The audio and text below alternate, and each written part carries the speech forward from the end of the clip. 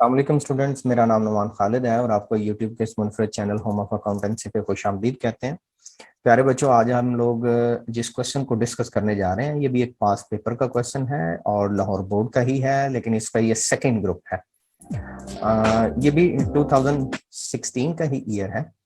इससे पहले कि हम लोग इस डिस्कशन का आगाज करें, जो व्यूअर्स ऑलरेडी चैनल को सब्सक्राइब कर चुके हैं उनका बहुत बहुत शुक्रिया, और जो अभी चैनल पर नए हैं उनसे गुजारिश है कि आप चैनल को सब्सक्राइब कर दें, नोटिफिकेशन का साइन प्रेस कर दें ताकि आपको आने वाले हर नए लेक्चर के बारे में बर वक्त इत्तला मौसूल हो सके। प्यारे बच्चों, हमने प्रीवियस लेक्चर डिस्कस किया था और उसके बाद हमने कुछ स्टूडेंट से इस बारे में फीडबैक भी लिया था कि आपको इसको किस हद तक समझ आई। तो स्टूडेंट का कुछ मिला जुला सा फीडबैक था, तो आज मैंने सोचा कि इसको मैं ज़रा थोड़ा सा डिफरेंट अंदाज से डिस्कस करता हूँ। आज हम इन 6 पॉइंट को डिस्कस करेंगे, लेकिन आप ऐसे समझ लें कि पहले हम रफ करेंगे और फिर हम नीट करेंगे। यहाँ पे हम लोग 3 कॉलम प्रिपेयर कर चुके हैं। एनुअल पेपर में भी आप ऐसे ही कीजिएगा, 3 कॉलम प्रिपेयर कीजिएगा और लेफ्ट साइड के ऊपर कॉलम के ऊपर लिख दीजिएगा ट्रू, देन आप लिख दीजिएगा रॉन्ग और देन आप लिख दीजिएगा जी रेक्टिफिकेशनल। मीन्स के हमारे पास ये रेक्टिफिकेशनल एंट्री हो जाएगी, आप इसको RE लिख दीजिएगा। ये आपका रफ वर्क होने लगा जी। मीन्स के हम हर स्टेटमेंट को रीड करेंगे और देखेंगे कि इसके बदले में ट्रू एंट्री क्या होनी चाहिए थी, उसने रॉन्ग एंट्री क्या की और हम इसको कैसे रेक्टिफाई करेंगे। गुड, इसको शुरू करते हैं। First one, purchases of furniture. देखो, उसने फर्नीचर खरीदा है, उसने एसेट खरीदा है और एसेट खरीदने की वजह से एसेट में इजाफा होता है और एसेट में इजाफा डेबिट होता है। सो हम लोग इसके बदले में जो जनरल एंट्री पास करेंगे वो हम लिख देंगे फर्नीचर का अकाउंट डेबिट। क्रेडिट किसको करेंगे? ऑब्वियसली तौर पर पेमेंट करेंगे। पेमेंट करने से कैश में कमी, कैश में कमी एसेट में कमी, सो कैश का account credit, furniture debit and cash का अकाउंट क्रेडिट। उसने क्या किया, ये जो 5,000 का था has been wrongly debited to purchases account. उसने फर्नीचर डेबिट करने की बजाय और कैश क्रेडिट करने की बजाय उसने गलती क्या की, उसने इसको परचेजेज के अकाउंट में लिख दिया। अच्छा, ये दो चीजें हो गई। ये होगी ट्रू, दैट्स मीन के फर्नीचर डेबिट होना चाहिए था। ये होगी रॉन्ग, दैट्स मीन के परचेजेज डेबिट कर दिया गया। ये नहीं होना चाहिए था। जो नहीं होना चाहिए ना, अब आपने रेक्टिफिकेशन में उसको अपोजिट साइड पे लिखना है। जो पहले डेबिट हो चुके उसको आपने क्रेडिट करना है और जो पहले से डेबिट नहीं हुआ उसको दुरुस्त करने के लिए आपने डेबिट कर देना। दैट्स मीन कि आपकी रेक्टिफिकेशनल एंट्री कुछ इस तरह से होगी, फर्नीचर का अकाउंट डेबिट और परचेजेज का अकाउंट क्रेडिट। फर्नीचर लिखने के लिए डेबिट जो हम लिख नहीं सके, और परचेजेज जो हमने गलत साइड पे लिख दिया था उसको दुरुस्त करने के लिए क्रेडिट। ये भी रफ हुआ है, नीट रेक्टिफिकेशनल एंट्री ये नहीं है, ये भी हमने रफ काम किया। हम एनुअल पेपर में पहले इसको रफ कर सकते हैं। अच्छा जी, सेकंड पॉइंट की तरफ आते हैं, अ सेल्स ऑफ बिल्डिंग। देखो यार, ये जो बिल्डिंग है ना, ये एक फिक्स एसेट है और जब आप फिक्स एसेट को खरीदते हैं ना तो फिक्स एसेट में इजाफा डेबिट करते हैं। चाहे फर्नीचर हो, चाहे लैंड हो, चाहे प्लांट हो, चाहे मशीनरी हो, कोई भी फिक्स एसेट हो, उससे मुतल्लिका यही रूल है, खरीदा जाए तो डेबिट और बेचा जाए तो क्रेडिट। अब के वो कह रहा है sale of building for 2 lakh has been credited to sales account. उसको चाहिए था कि वो बिल्डिंग का अकाउंट क्रेडिट करता, उसने बिल्डिंग का अकाउंट क्रेडिट नहीं किया, उसने सेल्स का क्रेडिट कर दिया।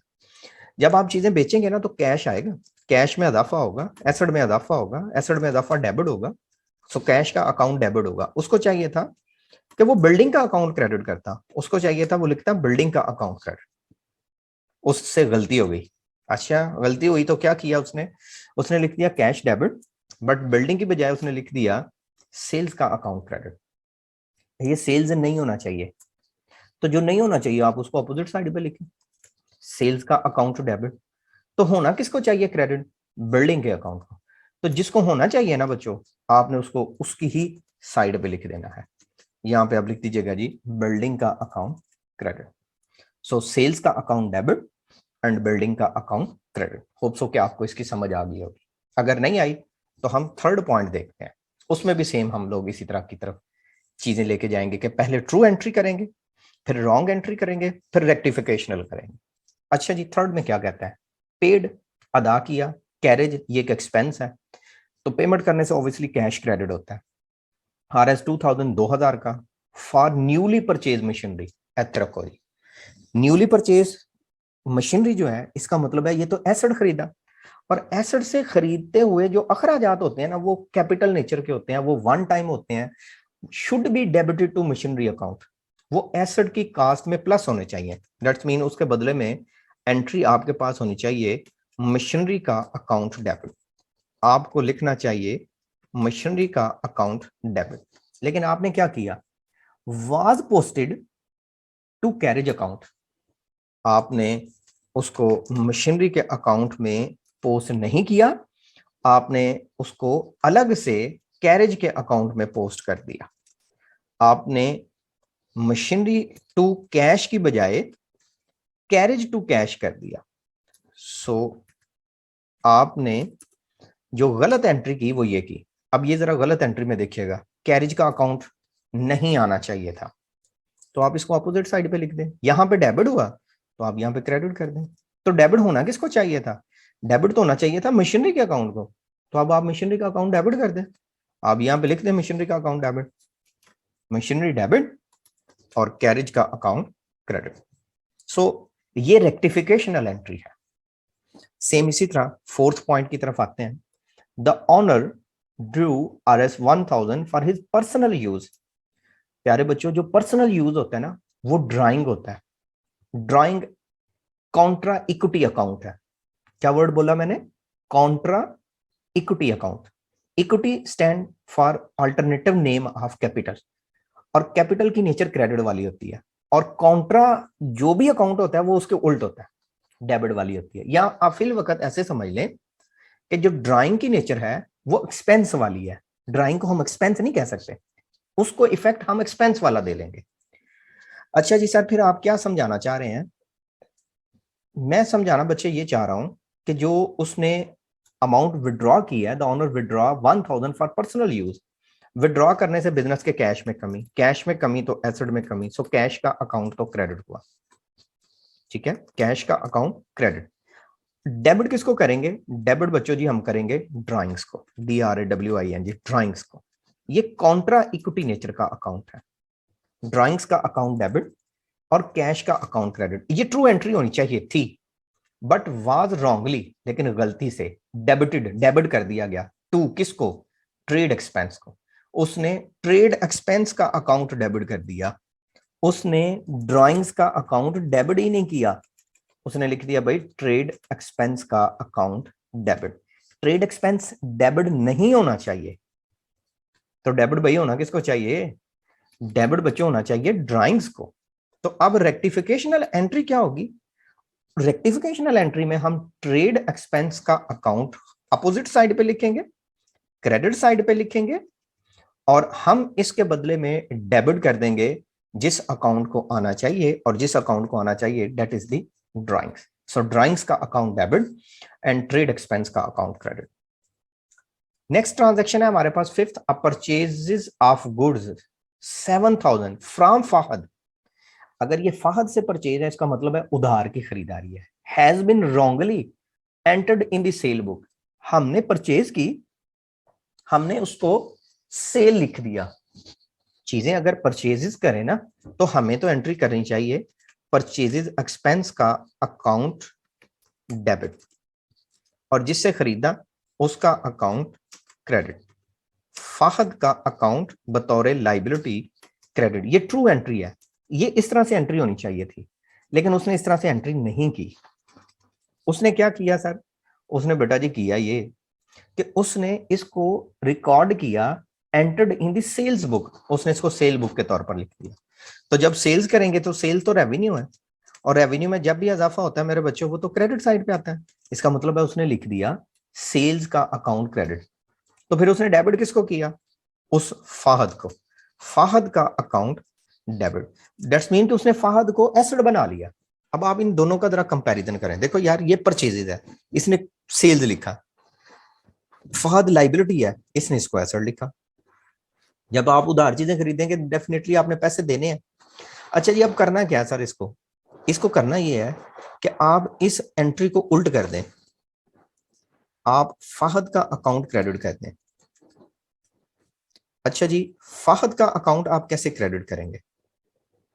फहद का अकाउंट आप क्रेडिट करेंगे। अच्छा जी, फहद का अकाउंट हम कैसे क्रेडिट करेंगे? देखो यार, फहद का अकाउंट हम इस वजह से क्रेडिट करेंगे, फहद का अकाउंट हम इस वजह से क्रेडिट करेंगे क्योंकि फहद को हमें लाइबिलिटी के तौर पर प्रिपेयर करना था। यहां पे आप लिख दीजिएगा जी, फहद का अकाउंट क्रेडिट। और सेल्स का अकाउंट होना ही नहीं चाहिए था, तो इसको खत्म करने के लिए डेबिट। एक दफा रुकते हैं, हमने क्या किया? हमने किया ये कि जो गलत काम हो चुका था उसको उल्ट कर दिया। पहले तो सारी इन तमाम चारों ट्रांजैक्शन में आप एक एस्पेक्ट देखते थे। आप लिखते थे फर्नीचर परचेज, इसका comparison cash no cash no. Building to sale, इसमें डेबिट एस्पेक्ट नहीं देखा, इसमें क्रेडिट एस्पेक्ट नहीं देखा, इसमें कैश नहीं देखा, इसमें कैश नहीं देखा। मेरे बच्चों, हर दफा एक गलती होती थी, एक साइड की, डेबिट साइड की या क्रेडिट साइड की। अब के हमारे पास दोनों साइड की गलती है। मैं फिर रिपीट करता हूँ, देखो यार, यहाँ पे कैश क्रेडिट होना चाहिए था, यहाँ पे भी कैश क्रेडिट है, तो कैश में तो गलती नहीं है। यहाँ पे कैश डेबिट होना चाहिए था, यहाँ पे भी कैश डेबिट है, तो कैश का एरर ही नहीं है। यहाँ पे कैश क्रेडिट होना चाहिए था, यहाँ पे भी क्रेडिट है, तो कैश का एरर ही नहीं है। यहाँ पे कैश क्रेडिट होना चाहिए था, यहाँ पे भी कैश क्रेडिट है, तो एरर ही नहीं है। यहाँ पे परचेजेस डेबिट होना चाहिए था, फहद डेबिट है। यहाँ पे फहद क्रेडिट होना चाहिए था, यहाँ पे सेल्स क्रेडिट। इसका मतलब है दोनों साइड पे गलती है, तो इस वजह से मैंने पहले सेल की एंट्री को उल्ट किया, सेल्स डेबिट, फहद क्रेडिट। अब होना क्या चाहिए था? होना चाहिए था परचेजेस का अकाउंट डेबिट एंड फहद का अकाउंट क्रेडिट। अब एक जर्नल एंट्री में एक ही टाइटल दो दफा कभी भी नहीं आता, तो फिर सर जी करना क्या होगा इसमें? आप इसकी अमाउंट को डबल कर देंगे। किसकी? फहद की।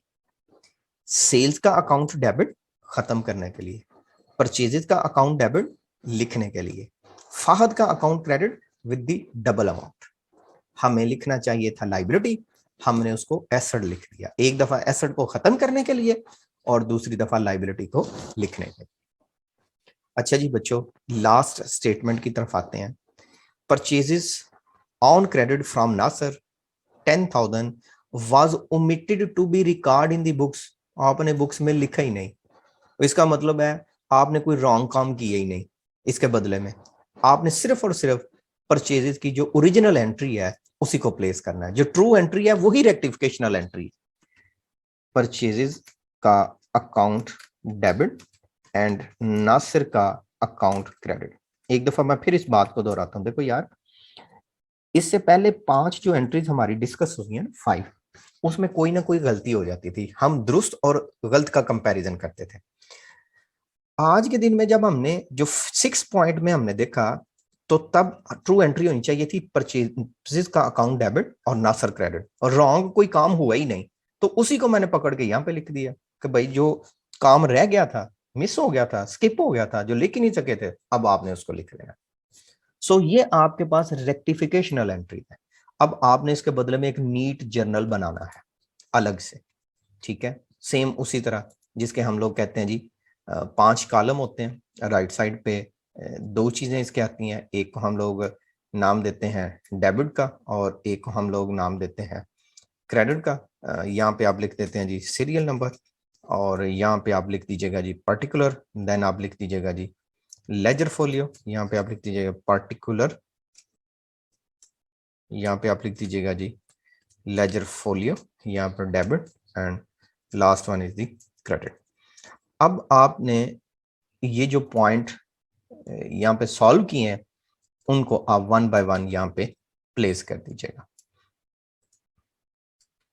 ये 1, ये 2, ये 3rd, 4th, 5th and 6th, इसको मेरे बच्चों आपने यहाँ पे प्लेस कर देना। परचेजेस का account debit, furniture to purchases, so आपने इनकी अमाउंट शिफ्ट करनी है। पहले की 5,000, देन 2 लाख, आप यहाँ पे लिख दीजिएगा जी 5,000, same 5,000. Second one is 2 lakh, 2 lakh. ये आज का लेक्चर थोड़ा सा लेंथी जरूर हो गया होगा, लेकिन ये हमारे समझने के लिए बड़ा जरूरी था। होप्स के इसकी वजह से आपका कंसेप्ट जो वो मजीद स्ट्रॉन्गर हुआ होगा। फिर भी अगर आपको किसी जगह पे डेफिशिएंसी हो या आपको समझने की मजीद ज़रूरत हो तो मेरा व्हाट्सएप नंबर मौजूद है, आप उसके ऊपर रब्ता कर सकते हैं। आप कमेंट सेक्शन में उसको मेंशन कर सकते हैं। ये ज़रा देखिएगा, एक डबल अमाउंट का इफेक्ट आना था, परचेजेस भी डेबिट, सेल्स भी डेबिट, और फाहद का अकाउंट 14,000 से आ जाएगा जी। ये देखिएगा यहाँ पे जो आपने करेक्शन किया, लास्ट वन फॉर दी 10,000, आप यहाँ पे लिख दीजिएगा जी 10,000 एंड 10,000। जो नरेशन है बेटा जी वही सबके लिए सेम। वो कौन सी है जी? बीइंग एरर इज रेक्टिफाइड, जो गलती है वो दुरुस्त कर दी गई। इसको मेरे बच्चों हम यहाँ पे प्लेस कर लेंगे और प्लेस करने के बाद हम लोग इसको सॉर्ट आउट कर लेंगे। होप्सो के बच्चों आपकी ये अच्छी प्रैक्टिस रह चुकी होगी और एनुअल पेपर में भी आपके लिए ये हेल्पफुल होगा। यहाँ पे आपका जी फर्स्ट रिक्वायरमेंट है, ये सेकंड रिक्वायरमेंट है, then third one, then fourth one, then fifth one, then sixth one. ले बच्चों, ये हमारा आज का लेक्चर था जिसमें हमने डिस्कस किया पास पेपर को। इंशाल्लाह हाजिर होंगे एक नए लेक्चर में जिसमें हम लोग डिस्कस करेंगे 2016 बट गुजरांवाला बोर्ड। तब तक अपना बहुत सा ख्याल रखिएगा, दुआ में याद रखिएगा। अल्लाह हाफिज।